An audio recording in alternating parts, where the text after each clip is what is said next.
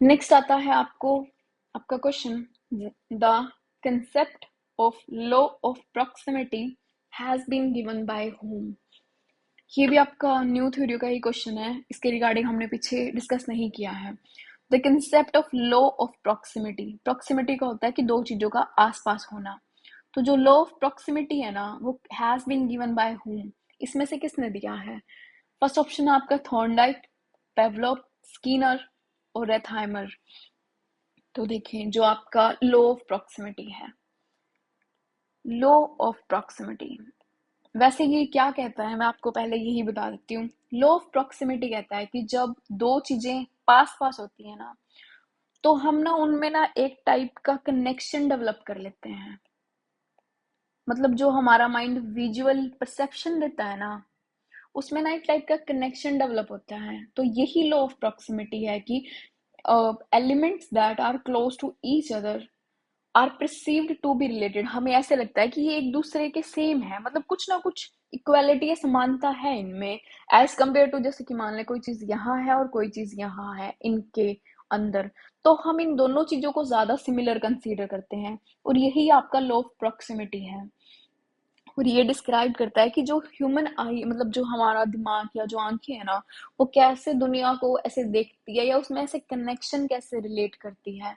तो ये कहेगा कि अगर कोई दो चीजें पास पास है ना, तो हम ना उनमें से ऐसे कोई टाइप की ऐसे ऐसे मान ले, ऐसे कोई कनेक्शन बना देते हैं कि हाँ ये चीजें सेम है। जैसे मान लें कि ऐसा ऐसा कुछ पैटर्न है ऐसे, तो मतलब ऐसे तो ये अलग अलग डॉट्स हैं, ठीक है, पर हम जब इनको देखेंगे ना, तो हम इसको ऐसे एक इसमें देखेंगे स्क्वायर की फॉर्म में, ये चीज ऐसे सेम है। मतलब जो ये वाइट स्पेस है ना, ये हमारा माइंड ना खुद ही फील कर लेता है। तो ये लॉ ऑफ प्रॉक्सिमिटी है कि आपका जो माइंड है ना, वो कनेक्शन डेवलप कर देता है। अब इस थ्योरी का नाम बैकग्राउंड देख लेते हैं। मतलब आपको क्वेश्चन समझ आ गया कि क्वेश्चन क्या पूछना चाह रहा है, कि लॉ ऑफ प्रॉक्सिमिटी आपका, और जो लॉ ऑफ प्रॉक्सिमिटी है ना, वो दिया किसने है। ठीक है, तो ये जो आपकी थ्योरी है ना, लॉ ऑफ प्रॉक्सिमिटी का जो लॉ है, ये मतलब इसका जो बैकग्राउंड है वो है आपका जेस्टाल्ट की थ्योरीज जो है। ये कोई साइंटिस्ट नहीं है, मतलब ये एक टाइप का जर्मन वर्ड है, जिसका मतलब ये होता है कि जो चीजें है ना हमारे आसपास की, तो उसमें ना जो हम कनेक्शन या उनको समझते हैं ना, वो एज अ होल समझते हैं। मतलब किसी भी चीज को हमें समझने के लिए हमें उसको पूरा जज करते हैं या पूरा देखते हैं पूरे को। The way things are put together to form a whole, मतलब कोई चीज को समझने के लिए हम पूरी चीजों को एक साथ कैसा इकट्ठा कर देते हैं। ये आपकी जेस्टाल्ट की साइकोलॉजी या जेस्टाल्ट की थ्योरीज हैं आगे। तो इससे रिलेटेड जो आपके तीन मतलब जो इनके जो भी ये साइकोलॉजिस्ट हैं जिन्होंने इसको आगे बढ़ाया, वो है आपके मैक्स रेथहाइमर, सेकंड वन है आपके वॉल्फगैंग कोलर, और थर्ड है आपके कर्ट कॉफका।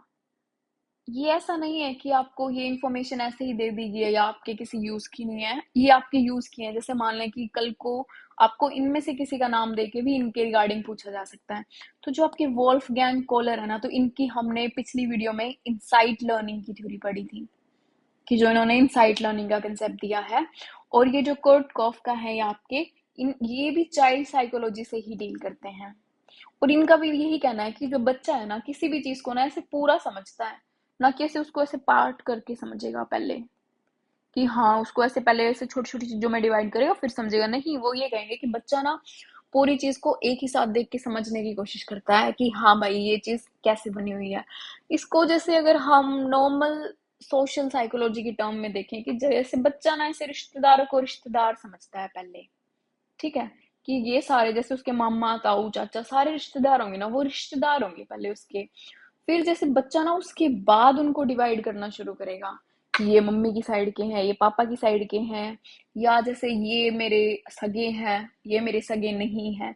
तो मतलब जो पहले बच्चा समझेगा ना, वो चीजों को एज अ होल ही समझेगा, मतलब पूरा का पूरा समझेगा, उसके बाद वो उनको डिवाइड करना शुरू करेगा।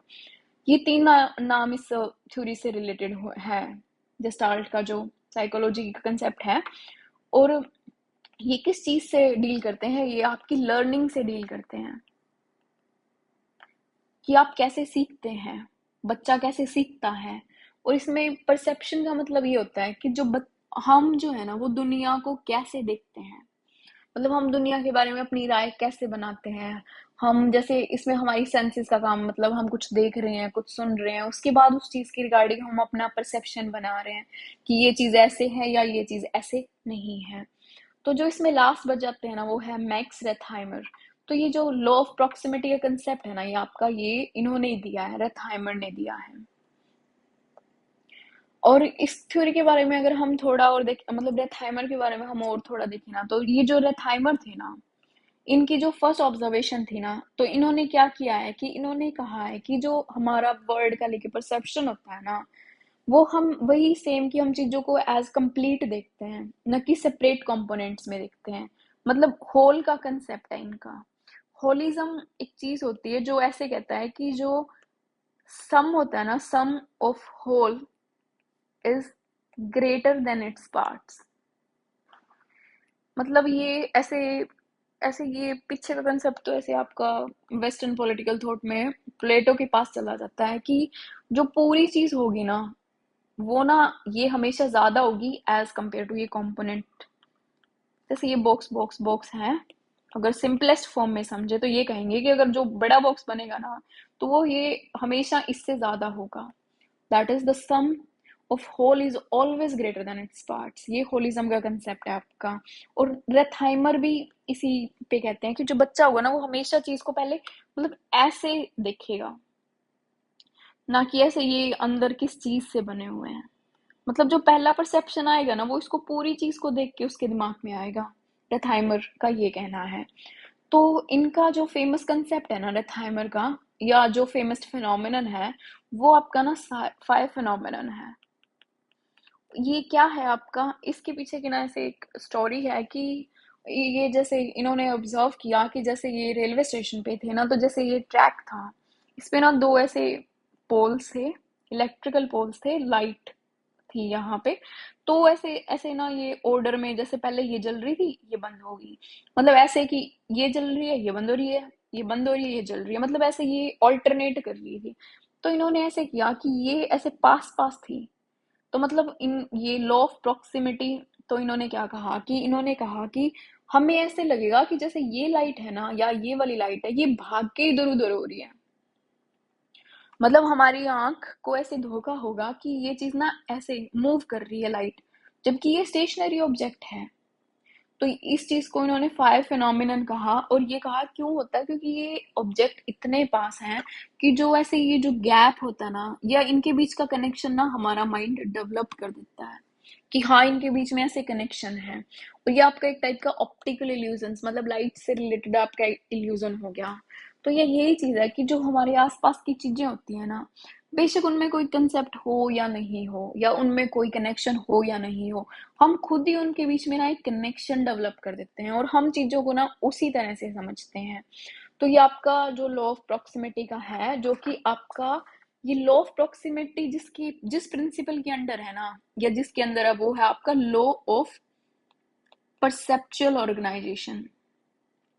मतलब ये क्या है आपका, ये कहता है कि हम कैसे जो हमारे आसपास का कॉम्प्लेक्स वर्ल्ड है ना, मतलब हमारे आसपास की जो दुनिया है, उसको हम कैसे इंटरप्रेट करते हैं। तो इसके अंदर इन्होंने 6 लॉज दिए हैं। उसमें से आपका एक लॉ ऑफ प्रॉक्सिमिटी है कि जो चीजें आसपास होंगी ना, हम उनमें कनेक्शन डेवलप कर देते हैं। मतलब ह्यूमन लोग चीजों को ऐसे ही ऑब्जर्व करते हैं। तो इनके जो बाकी कंसेप्ट है ना, मतलब इन शॉर्ट बता देती हूँ, जो बाकी लॉज हैं आपके वो हैं सिमिलैरिटी का law, law of similarity, law of proximity,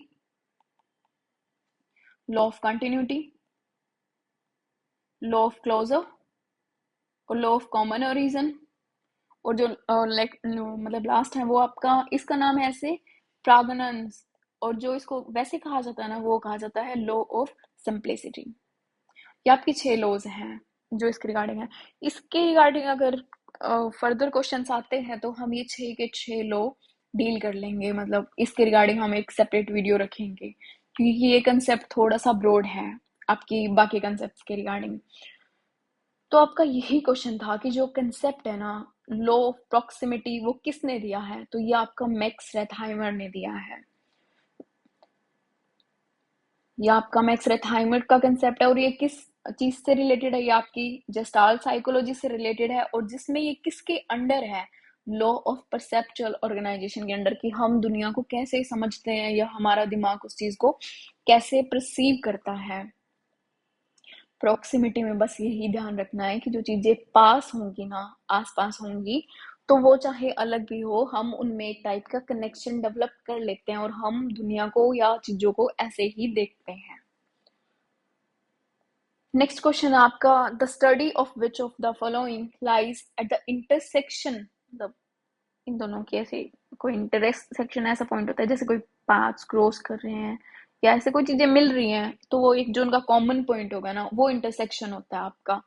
the study of which of the following lies at the intersection point of psychology और चाइल्ड डेवलपमेंट के इंटरसेक्शन पॉइंट पे आपका किसका क्या लाई करता है इनमें से?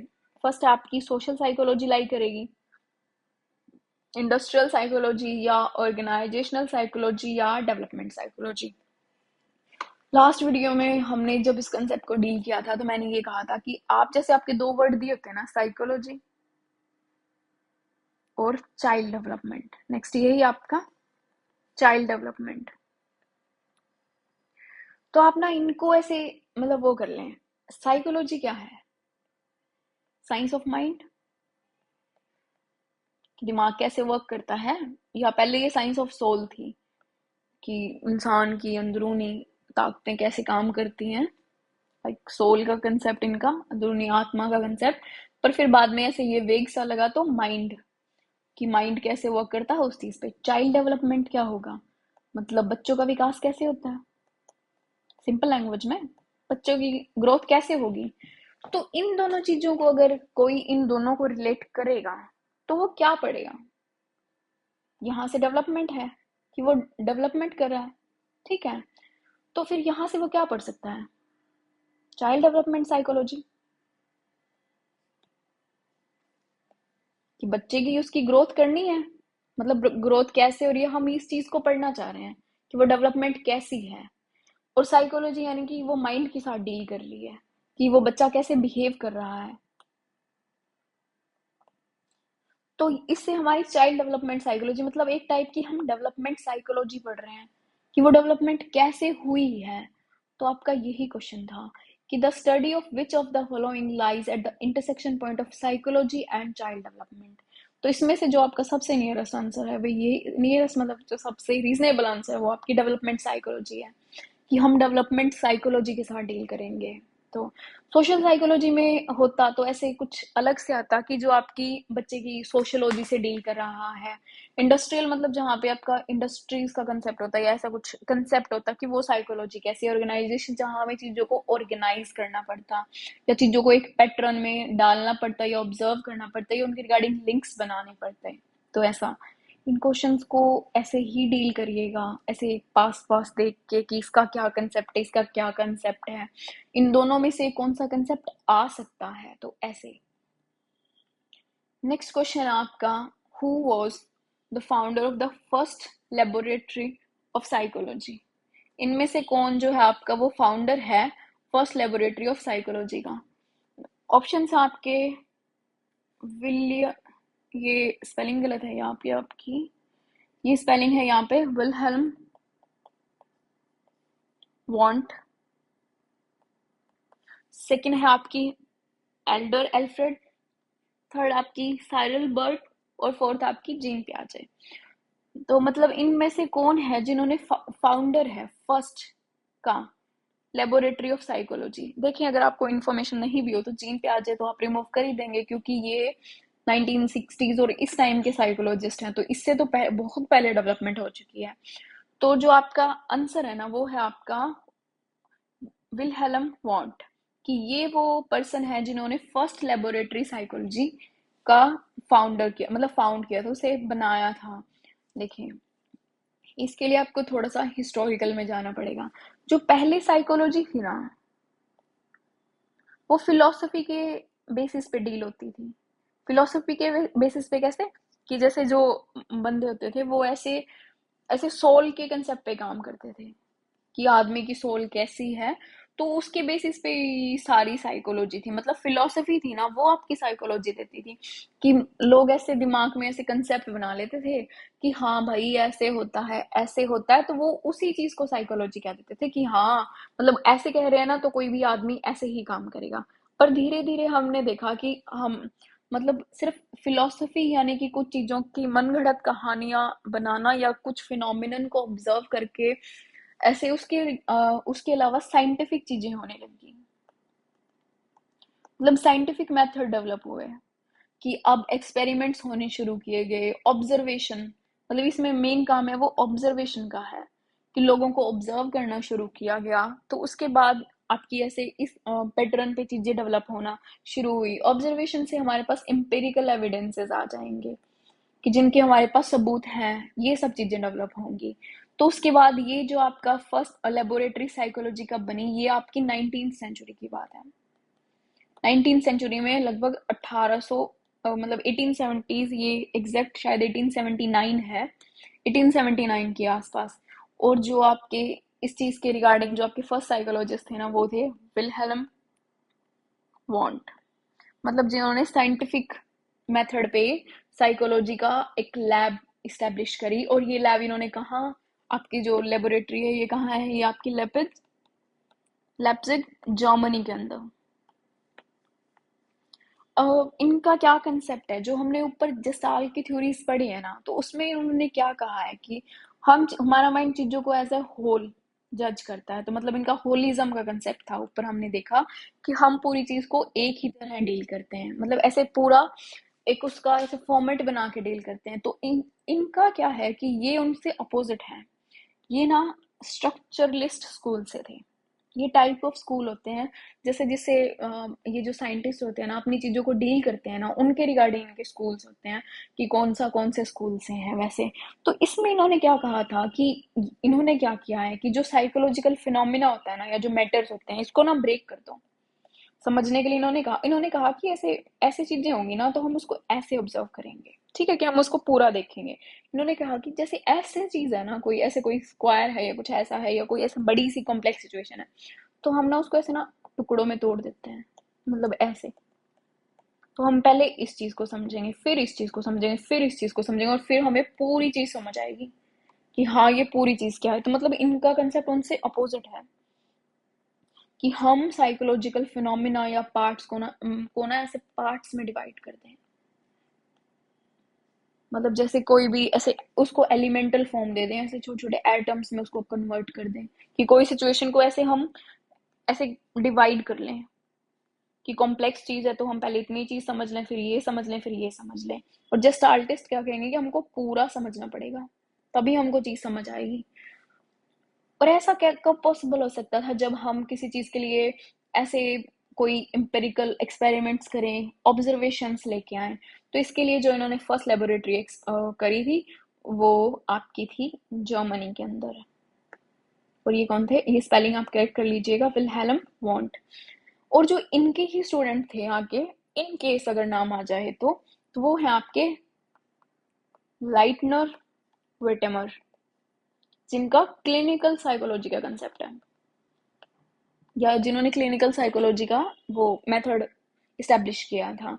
इसके बाद तो जैसे इनका time 19th century, 20th century में तो ऐसे एम्पिरिकल एविडेंसेस बहुत ज्यादा होने लग गए थे। मतलब बाद में ये फिनोमिनन कॉमन हो गया था कि चीजों को ऐसे ब्रेक करके साइकोलॉजी को समझने का फिनोमिना। तो फिर उसके बाद तो मतलब काफी लेबोरेटरीज वगैरह इस्टेब्लिश हुई हैं। वैसे आपका थोड़ा फैक्चुअल क्वेश्चन है, मतलब याद रखिएगा कि कौन फर्स्ट फाउंडर है। और क्लिनिकल साइकोलॉजी किससे रिलेटेड है, वो आपकी है लाइटनर विटेमर से। ये भी थोड़ा सा अगर याद हो सके तो। ये इन्हीं के स्टूडेंट्स थे, जो लाइटनर विटनर है, ये विलहलम वॉन्ट के स्टूडेंट थे। जो नेक्स्ट क्वेश्चन है आपका है, which of the following is not stage of Piaget's cognitive development. हमने पियाजे के इतने क्वेश्चन देख लिए हैं, तो हमें ये बात तो पता लग गई है कि पियाजे बहुत ज्यादा इंपॉर्टेंट है। बहुत सिंपल क्वेश्चन है कि इनमें से कौन सी उनकी स्टेज नहीं है। अगेन हमें पता है कि पियाजे की थ्योरी ऑफ कॉग्निटिव डेवलपमेंट है, 4 स्टेजेस हैं इनकी। Sensory motor stage, pre operational stage, concrete operational stage और फॉर्मल ऑपरेशनल स्टेज। ये तो आई थिंक सबको ही पता होगी, तो प्लीज जो इनमें से नहीं है वो है आपकी लेटेंसी स्टेज। लेटेंसी स्टेज आपकी किस साइंटिस्ट से रिलेटेड है, आई मीन किस साइकोलॉजिस्ट से रिलेटेड है, प्लीज वो आप कमेंट करके बताइएगा ताकि पता लगे कि आप पिछली वीडियोस देख रहे हैं या नहीं देख रहे हैं। और इनकी बाकी जो इन साइकोलॉजिस्ट की जो बाकी स्टेज है उनके नाम भी बताइएगा प्लीज। नेक्स्ट आता है आपका जो क्वेश्चन आता है वो है imaginary audience is related to which stage, कि जो आपकी इमेजिनरी ऑडियंस है ना वो किस स्टेज से रिलेटेड है। तो ऑप्शंस हैं आपके early childhood stage, late childhood stage, adulthood या एडोलसेंस से। तो देखें इसमें आपका क्या है कि हमने ये चाइल्डहुड स्टेजेस अभी एक भी उसमें नहीं किया है, तो हम सिंपली बस इस क्वेश्चन को ही डील कर रहे हैं कि जो आपकी इमेजिनरी ऑडियंस जो होती है ना, मतलब बच्चा अपने दिमाग में ऐसे चीजों को सिचुएशन सोच लेता है, ऐसे सिचुएशन को अपने दिमाग में सॉल्व करने की कोशिश करता है, दिमाग में ऐसे कि हाँ मेरे साथ ऐसा हुआ, या वो मुझे ऐसे कहेगा, या मैं उसे ये चीज कर सकता हूँ या कह सकता हूँ। तो इस चीज के लिए ना बच्चे की जो है वो लॉजिकल थिंकिंग डेवलप होनी चाहिए। लॉजिकल थिंकिंग डेवलप होनी चाहिए तो मतलब बच्चा उस मतलब ऐसे अलग अलग चीजों को कनेक्ट कर पाए, अलग अलग चीजों में ऐसे लिंक्स डेवलप कर पाए, मतलब उसका थॉट प्रोसेस इस चीज के रिगार्डिंग इतना वर्क करे। तो जो इमेजिन मतलब जैसे बच्चा जब चाइल्डहुड स्टेज में होता है ना, लगभग जैसे मान लें 11 साल तक जब होता है, तो उसकी ऐसे ये सब चीजें डेवलपमेंट इतनी ज्यादा नहीं होती है कि वो इतना ऐसे कहते हैं ना एब्स्ट्रैक्ट चीजों को सोच पाए। एब्स्ट्रैक्ट उस सेंस में नहीं है कि उनके ऐसे आपके पास कोई बेसिक्स नहीं है, इस सेंस में है कि ऐसे सिचुएशंस को खुद क्रिएट कर पाना या सिचुएशन को ऐसे माइंड में खुद ही मोल्ड कर पाना। तो ये जो आपका इमेजिनरी ऑडियंस का कंसेप्ट होता है ना, ये अडोलसेंस का होता है। ये जो आपकी स्टेजेस है ना, अर्ली चाइल्डहुड, अडोलसेंस, ये वो, इनके रिगार्डिंग हम मतलब इन डिटेल डिस्कस करेंगे। तो आपका जो यहाँ पे मतलब ये काफी सिंपल क्वेश्चन था कि जो इमेजिनरी ऑडियंस है वो आपकी किस स्टेज से रिलेटेड है, वो आपकी एडोलसेंस से रिलेटेड है। नेक्स्ट क्वेश्चन है कि a child says the moon is laughing, it indicate which of the following characteristics। ये मतलब पीछे का रिपीट क्वेश्चन है, बस वहां पे मून की जगह सन था और सन उदास था, और यहाँ पे जो चांद है वो हंस रहा है। और चाइल्ड सेज कि मून इज लाफिंग, की जो चंद्रमा है वो हंस रहा है। It indicates which of the following characteristics, ये कौन सी कैरेक्टरिस्टिक्स को इंडिकेट कर रहा है, किसकी, बच्चे की, ना कि चांद की। ठीक है, कि बच्चे की किस कैरेक्टरिस्टिक्स को दर्शा रहा है, या मतलब ऐसी कौन सी चीज है जिसके कारण बच्चा ये चीज कह रहा है। हमने पीछे भी ये चीज डिस्कस करी है कि जैसे जो आपका मतलब जब बच्चा होता है ना, बच्चा तो ये जब प्री ऑपरेशनल स्टेज में होता है, मतलब जो आपकी 2 से 7 साल तक होती है, तो इसमें ना ये इसकी थिंकिंग ऐसे सेल्फ डायरेक्टेड होती है। तो इस बच्चे को ऐसा लगता है कि जो वो फील करता है ना, वो दूसरा आदमी वही फील करता है। और इसमें बल्कि बच्चे को सिर्फ ये नहीं लगता कि दूसरा आदमी ही सिर्फ वो फील करता है, इसे ऐसे लगता है कि दुनिया की हर चीज वैसा ही फील करती है। इसमें हर चीज में आ जाते हैं चांद, तारे, सूरज, जो भी है। तो बच्चे को ऐसा लगेगा कि अगर मैं खुश हो सकता हूँ ना, या मैं उदास हो सकता हूँ, तो चांद तारे भी भाई खुश और उदास हो सकते हैं। इसलिए जो बच्चा है ना वो अपनी माँ को या जिसको भी कहेगा कि मून इज लाफिंग, कि अगर वो हंस रहा हो तो उसे ऐसा लगेगा अभी चांद भी हंस रहा है मेरे साथ साथ। तो ये जो आपका कंसेप्ट है ना, ये पियाजे का एनिमिज्म का है,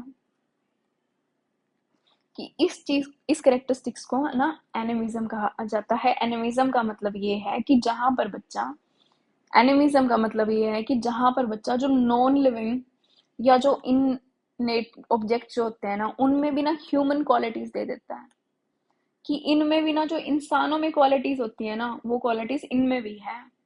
तो ये आपकी एनिमिज्म का कंसेप्ट होता है, ये हम पीछे डिस्कस कर चुके हैं। तो इस हिसाब से हमने आपके कर लिए हैं 10 क्वेश्चंस कवर इस क्वेश्चन पेपर के। होप आपको एक्सप्लेनेशन समझ आई होगी, और अगर आपको किसी भी रिगार्डिंग के कोई डाउट्स हैं तो प्लीज कमेंट करके बता दें, लैंग्वेज में कुछ इशू आ रहा है या क्वेश्चन समझ नहीं आ रहे हैं, तो प्लीज़ उस चीज़ को आप कमेंट कर सकते हैं कि कोई लैंग्वेज डिफ़िकल्टी या प्रोनाउंसिएशन में कहीं समझने में कोई दिक्कत हो रही है, तो प्लीज़। ठीक है, फिर नेक्स्ट क्वेश्चंस के लिए मिलते हैं। ध्यान रखिएगा और प्लीज़ वीडियो देखकर कमेंट ज़रूर करें। Thank you.